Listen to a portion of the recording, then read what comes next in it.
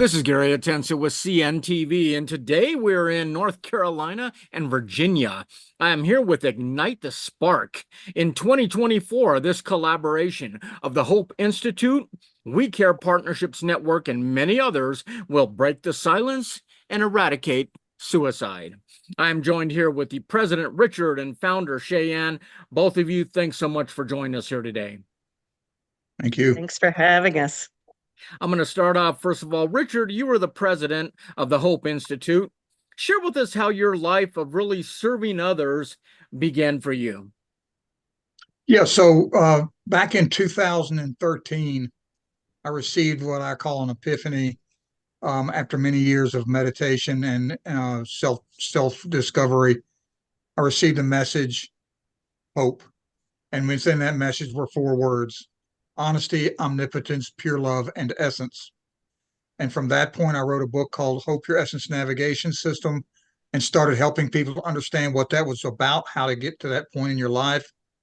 And then I quickly realized that we needed to be able to set up some kind of project or some kind of method, some venue to be able to give people the opportunity to experience these things without having to pay, because a lot of the people that we work with are sometimes cash strapped and that kind of thing and can't afford to pay.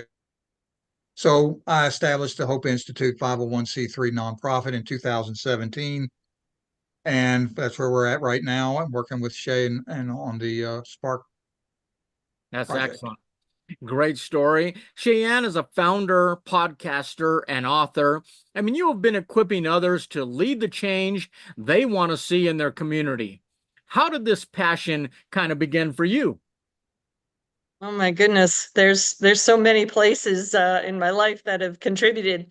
Probably the most recent one was when a number of years ago, my husband and I went through a major crash. He was having some health challenges. He had to leave his business. We ended up losing most of the things people hold dear. And as a result, we kind of came face to face with some of the systems out here in our society. And we got really frustrated as we experienced firsthand how some of them work. And at that point in time, we both had some entrepreneurial background. We said, you know what? It's time for us to start creating new systems. We love we love Buckminster Fuller's quote that says, "Can't fight change. You got to create new systems that make the old ones obsolete." That's what we're about. Great, excellent. Richard, it has been called a silent epidemic. I mean, suicide is a major national public health issue here in the US. We have one of the highest suicide rates among wealthy nations. I mean, is there simply still not enough dialogue around this topic, would you say? Yes, I would agree with that. The silence is deafening. My dad was successful with suicide when I was 14. And back in those days, you did not talk about it. And it really basically destroyed my childhood. And I didn't have a male figure in my life. So yes, the dialogue has been less than it needs to be able to help people get through this. Excellent. Cheyenne, the annual U.S. suicide rate continues to increase. What can society do to change the trajectory of this growing epidemic? And is that really what Ignite the Spark really hopes to do? Absolutely. We understand that our mental health professionals are working extremely hard, and we're really looking to be kind of an adjunct to what they're doing, almost like a wraparound with what they've got going on, because there's so many things that people just aren't considering. I mean, we know that cyberbullying is a thing, and it is impacting our youth. We know that, some of the things that are happening on the internet in general are not good. We know that there's a lot of different kinds of treatments and therapies out there that are not necessarily covered by people's medical insurance. So they become kind of hidden, and people don't even know what they don't know in terms about things that can help. And then again, as you mentioned earlier, just getting the conversation going and bringing like-minded people together who want to create new healing communities, because that's another piece of what the Hope Institute is all about. And so we're looking to bring people together, get them out of their silos, and let's start to connect, collaborate, and create new solutions. Excellent. I mean, speaking of collaboration, Richard, Ignite the Spark is actually a collaboration of multiple different organizations. Why was it important for the Hope Institute to be involved in this? The Hope Institute is all about assisting people in need. That's what the charity was set up to do. And particularly with this Spark event, the suicide prevention is something that we all need to address. We need to step up now, save our kids, save a lot of different demographics of people who are doing the suicide. And that fits perfectly within our mission and merging our ecosystems together with other organizations to help get where we need to be. We've got veteran organization, we've got a homeless organization working with us, and several others. We've got the Envision Speaker Series, which is a talk podcast that highlights suicide. And so we've got quite a team going right now with our integrations to make this thing happen in our Connect, Collaborate, Create. So, from the homeless to our veterans to, like you say, even our own kids, we have to bring up this awareness. Sheyenne is the founder of We Care Partnerships Network. You have members who are actively creating solutions in our community. Was Ignite the Spark a good fit, would you say, for that reason? Absolutely. When we started We Care Partnerships a number of years ago, it was largely because we had met so many creative entrepreneurs and small business owners. We feel that small business owners are some of the most creative problem solvers there are.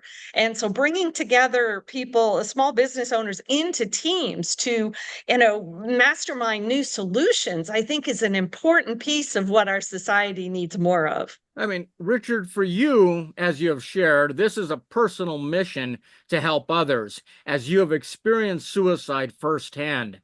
Tell us how has really hit home for you and probably for many other people out there that have experienced this same kind of tragedy that you have. The need for the voice, the need to be able to provide a venue for people like myself who experienced this loss of someone close to me through suicide is absolutely crucial.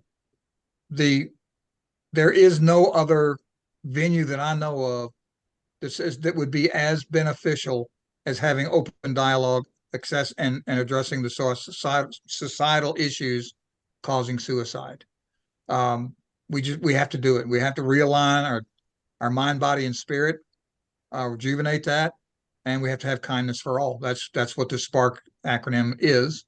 And from a personal perspective, if I had the kind of support that we're bringing to the table when I was going through this, I doubt that I would have had the same issues that I did.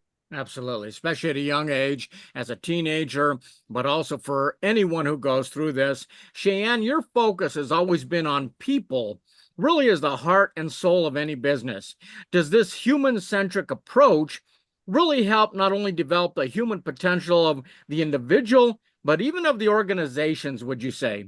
Oh my goodness, yes. I'm hugely about helping more people to realize and actualize their human potential. Because, for me, it goes all the way back to high school. When I was doing a valedictory speech, I was talking about following your heart because there were so many people who were just running off to do things that, chasing where the greatest amount of money might be without stopping to think about, where's your heart in all of this? So yeah, we have the potential to be able to develop a lot of individuals, a lot of organizations, and ultimately to help heal communities. That's what we really want to see. That is excellent. Richard, your focus is to inspire others to overcome, find their essence, and build their brand with honesty, omnipotence, and pure love. Is Ignite the Spark really yet just another way to take that journey of hope for you? Oh, absolutely. The Spark journey is perfect for what the hope message is. People need to be able to honestly assess where it is that they're at, where they find themselves. They have to be able to reconnect with their omnipotent power granted them in their design. They need to be able to love purely with themselves and others, and forgiveness is part of that. And then they need to really work toward finding their essence, which is our life's blood. We were granted an essence when we were created to do a purpose when we came here. And that's what we do. That's what we help people to do. And this Spark event, we're gonna really, really focus on hope. Great mission for all of these organizations that are taking part in this. Sheyenne, Ignite the Spark will launch now in 2024 with a benefit concert. Tell us with who and what will take place and how folks can get tickets. Absolutely. We're starting up August 9th with a concert by a young man named Chris Hendricks. And Chris is an amazing story all into himself. He was diagnosed very early in life with cerebral palsy. He was bullied growing up, and he has a mission to be able to go out here and provide music that's uplifting, help people understand their self-worth. And it's going to be amazing. So yeah, we do have a hub website where all of our Spark activities are listed, and it's ignitethespark.co. People can register for the concert as well as the events that follow in September. That is great. Viewers, let's take a look at the bottom of the screen right there. What you're going to see is their website for Ignite the Spark. You will learn from speakers who have real-world experience. I mean, you can visit wellness practitioners who will provide new tools in body, mind, and spirit. I mean, together, we can build the energy towards new solutions. Once again, that is Ignite the Spark. Break the silence and eradicate suicide. This is Gary Atensu with CNTV, and if you don't know, now you know.